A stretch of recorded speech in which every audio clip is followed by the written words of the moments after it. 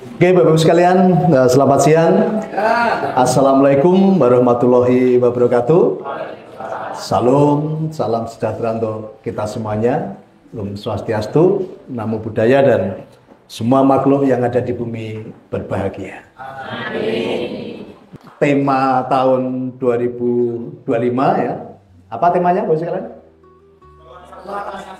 Nggak, zeng mentor-mentor gak usah jawab ya. Apa temanya, Bapak Ibu? Ayo, kelompok sini temanya apa? Baru ada itu, belum subscribe saya berarti, belum jadi subscriber saya berarti ya. Oke, yang sudah subscribe temanya apa tahun ini? Nah, ini. Gak asing Bali gak wes ya, asing kemarin ya. Nah ya. Ini padahal sudah tak siapkan hadiah 10 juta tapi nggak ada yang bisa jawab benar gitu loh. Ini dari udah seminggu ini hadiahnya nggak laku-laku ini hadiahnya ya. Ayo murid nggak pernah nyimak ini pengen sugih. Iya, ya, jadi ini udah 2 minggu ini ya kita membuat challenge hadiah itu ternyata belum ada yang bisa jawab seperti temanya kan gitu. Nah, berarti apa pelajarannya? Belum pada menjadi murid yang baik. Bagaimana mau kehidupan Anda menjadi baik? Ternyata pelajaran-pelajaran saja nggak disimak dengan baik. Ini tadi dari dinasti Nusantara Sukses. Direkturnya tuh nggak pernah pulang. Karena setiap saya di Jakarta pasti ketemu direkturnya. Direktur utamanya. Dan dia cerita, walaupun perusahaan digital marketing, tapi dia nggak pernah bicara bisnis. Jadi setiap presentasi yang dia lakukan, yang disampaikan adalah tentang pengajaran spiritual. Tetapi justru banyak orang langsung join. Dan ternyata direktur utama itu nggak pernah bicara bisnis. Selalu yang dibicarakan adalah tentang spiritualnya, tentang pengajaran-pengajaran dari saya. Ya, bahkan banyak orang yang dulu antipati tentang multi level, begitu mendengar ajaran dari yang disampaikan tadi, Pak, kalau ini aku langsung gabung. Dan kabar baiknya apa? Ini yang saya ketemu banyak member di Jakarta. Ketika presentasi yang datang katakanlah 50 orang, yang join 80 orang, Bapak sekalian. Dasar nggak? Yang datang 50 tapi yang join 80. Enggak, karena satu orang akhirnya daftarkan istrinya, anaknya gitu ya. Tapi kalau mau telepon yang dulu, yang datang 50, yang join 3. Cuma pengen makan aja yang datang yang lainnya. Tetapi dasar ya, DNS menjadi jawaban tadi. Dan tadi yang join dengan yang datang, banyak yang join. Ya, setiap saya ke Jakarta pasti direktur utamanya, Pak Niko minta waktunya. Untuk beberapa anggota baru pengen ketemu kan gitu. Nah, ini nambah deretan panjang kalau saya di Jakarta. Pak Rudi tadi direktur marketing ya? Operasional. Marketing. Udah ada berapa ribu member sekarang? 8.000 ya. 8.000 member hanya dalam waktu berapa bulan? 5 bulan ya. Peningkatan yang terakhir ini cukup signifikan. Tapi kami bahagia karena selalu menjadi jawaban dan semua orang happy. Ya, semua orang happy. Sugih bareng, happy bareng. Dan Nusantara pasti jaya. Ya. Padahal dengan kita banyak belajar, kita banyak mendengarkan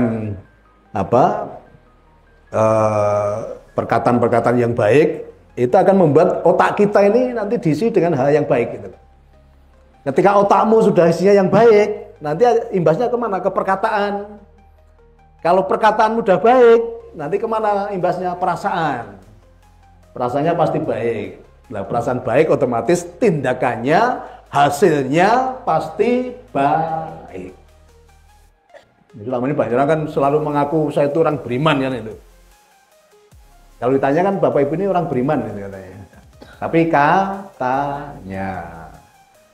Maka hari ini saya akan sampaikan bagaimana sih menjadi orang beriman itu. Jadi iman itu adalah dasar dari segala sesuatu yang tidak kelihatan. Gitu. Yang kita harapkan itu berarti belum kelihatan. Dan bukti ya, dengan kita punya iman yang besar tadi, itu nanti akan terbukti gitu loh, akan menjadi nyata.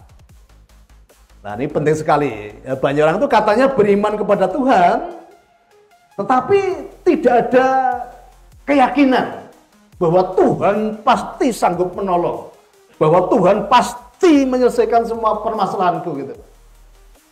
Padahal selama ini Anda beriman, ya, Anda beriman katanya Tuhan itu maha besar. Ini beriman atau cuma tahu kira-kira? Kata orang ya, ternyata cuma kata orang.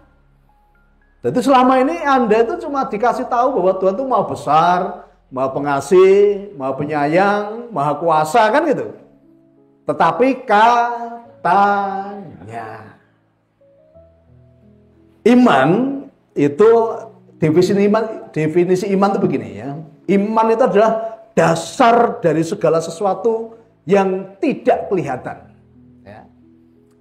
Jadi iman itu ya dasar dari segala sesuatu yang tidak kelihatan dan bukti dari segala sesuatu yang kita percaya. Itu artinya iman. Jadi orang beriman itu selalu belum melihat dulu. Nah, maka hari ini yuk taruh imanmu, taruh pengharapanmu ya di dalam tangan Tuhan yang betul-betul maha kuasa. Ya, Tuhan yang betul-betul maha kuasa. Jadi kalau ketika Anda sudah yakin bahwa Tuhan sanggup, pasti Dia akan lakukan. Maksud saya katakan apa? Lakukan bagianmu dan Tuhan semesta alam akan melakukan bagiannya. Berarti jawabannya itu bagianmu atau bagiannya? Bagiannya. Maka sekarang yang diasah adalah kualitas imanmu yang perlu diasah ini. Ya, yang diasah adalah kualitas imanmu. Nah, ini perlu latihan Bapak sekalian ya, perlu latihan. Tapi seringkali yang bikin kamu pusing apa? Bagiannya kamu pun ikut mikir gitu loh. Seberat apapun masalahmu, Dia sangat sanggup menyelesaikannya dengan cara yang cepat, mudah, sederhana, dan ajaib. Nah, kalau ajaib perlu kamu pikir nggak? Nggak. Kira-kira yang Maha Kuasa ini sanggup nggak menyelesaikan permasalahanmu saat ini? Yakin? Pasti ya. Mau pulang dari sini nanti semua permasalahannya pasti ada jawaban. Caranya itu bukan urusanmu. Ya, tugas kamu apa? Ya kita ajarkan apa? Mencipta tadi ya, menyampaikan harapan-harapan baikmu kepada Tuhan pencipta alam tadi. Maka kadang imannya salah ini, cara mengaplikasikan imannya salah. Nah, untuk yang punya masalah hutang, maka taruh dalam imanmu, pengharapanmu, Tuhan mulai hari ini aku berkelimpahan. Kira-kira udah berkelimpahan hutangnya selesai nggak? Selesai. Kan jawaban itu kan bagiannya, bukan bagianmu. Nah sering kamu yang bikin kamu khawatir, takut, dan kamu stres karena kamu ikut-ikutan mikir caranya. Itu yang buat kamu stres. Maka udah tambah stres. Iya kan? Maka mulai hari ini penciptaannya yang dipikirkan adalah kelimpahan. Otomatis kalau udah kelimpahan, hutangnya pasti selesai. Enak mana nyebut hutangku lunas atau nyebut aku pasti berkelimpahan? Nah, itu dipikir kok ngomong hutang. Oke, sekarang saya akan kasih ilustrasi. Ini gambaran dirimu nanti ya. Ini ada cerita ini. Ada pemain sirkus. Ya, pemain sirkus. Dia sangat handal bermain naik sepeda, ya, sepeda di atas tali. Ya, naik sepeda di atas tali. Nah, ini pernah ke Tawangmangu, Pak Silan? Ya, ada air terjun ya Tawangmangu ya. Jadi pemain sirkus ini show di atas air terjun Tawangmangu. Jadi tiang panjangnya satu di sebelah sana, tiang panjang satu di sebelah sana. Kemudian dia naik sepeda di atas tali tadi, melewati air terjun. Dan ternyata bisa gitu. Dan ketika bisa melewati air terjun tadi, banyak orang tepuk tangan, ya, kagum, takjub. Wah, luar biasa ini. Ya, dia tadi dari sana balik lagi, dan setiap dia selesai menyelesaikan tadi sepedanya tadi, selalu tepuk tangan sangat meriah. Kira-kira kalau Bapak Ibu ada di situ, takjub juga nggak? Takjub ya. Takjub dan menganggap itu orang yang luar biasa kan gitu. Nah, ini, nah dia selalu show tadi kan. Nah, dia sudah membuktikan tadi sanggup melewati tali tadi dengan sepedanya, dan semua orang tepuk tangan setelah itu selesai. Nah, kemudian di sesi berikutnya tadi, nah, banyak orang sudah melihat tadi, sudah melihat kedasatannya tadi, sudah melihat kelihayannya tadi. Dan waktu itu dia ngomong gini, Bapak Ibu sudah tahu kan kemampuan saya untuk naik sepeda di atas tali, gitu kan? Ya, kami semua melihat Anda hebat, Anda luar biasa kan itu. Dan Bapak tadi yang pemain serius ngomong gini, siapa di antara Bapak Ibu yang berani saya boncengkan? Silakan tunjuk jari. Terus kan dari ribuan penonton tadi, tidak ada satupun yang berani diboncengkan tadi. Padahal ini udah tahu kan kemampuannya tadi kan, sanggup tadi. Tapi ternyata tidak ada satupun yang berani. Nah, kemudian diulang lagi, ya. Mungkin masih ragu-ragu dari penonton tadi kan, diulang lagi dia ke sana lagi, ya. Dan semua tepuk tangan, hebat, luar biasa. Bahkan dia sambil joget-joget. Kalau tadi nggak pakai joget-joget, sekarang pakai joget-joget itu. Ya. Tepuk tangan semakin meriah, ya, dan semua katakan hebat, luar biasa, gitu kan. Nah, kemudian bapak tadi ngomong lagi. Oke, Bapak Ibu udah tahu kemampuan saya, kehebatan saya. Oke, silakan. Siapa yang berani saya boncengkan? Ditunggu 1 menit, 2 menit, tidak ada yang berani, bos. Ini, padahal tadi udah melihat kemampuannya kan. Udah melihat kelihayannya tadi. Kan ya. Oke, diulang lagi ya, bahkan sekarang sambil tangan kaki satunya ditekuk ke belakang. Itu. Tepuk tangannya semakin meriah. Tetapi ketika ditawarkan lagi, ini dengan hadiah ini. Oke, Bapak Ibu yang berani saya boncengkan, saya kasih hadiah 5 juta. Tetap saja tidak ada yang berani. Oke, kira-kira kalau Bapak Ibu hadir waktu itu berani nggak kira-kira? Nggak berani juga ya? Ay.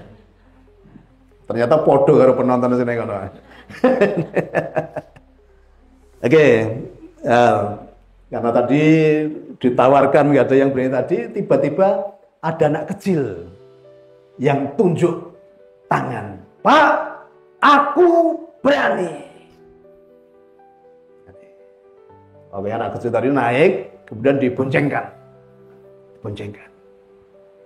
Wah, begitu ada anak kecil tadi diboncengkan tadi, tepuk tangannya semakin meriah. Wah, luar biasa, gitu kan. Nah, kemudian udah kesana kemari ya, sambil tadi joget-joget di atas dan itu. Tepuk tangannya semakin meriah. Nah, ini membuat takjub penonton tadi, kenapa anak kecil ini berani. Setelah sesi selesai, ya, sesi pertunjukan selesai, ini kan banyak orang penasaran dengan anak kecil. Wartawan pun juga penasaran. Akhirnya wartawannya ngejar anak kecil tadi. Kamu kenapa kok berani? Apa kata anak kecil tadi? karena aku kenal dia, karena dia Bapakku. Oke, ada tepuk tangan ya.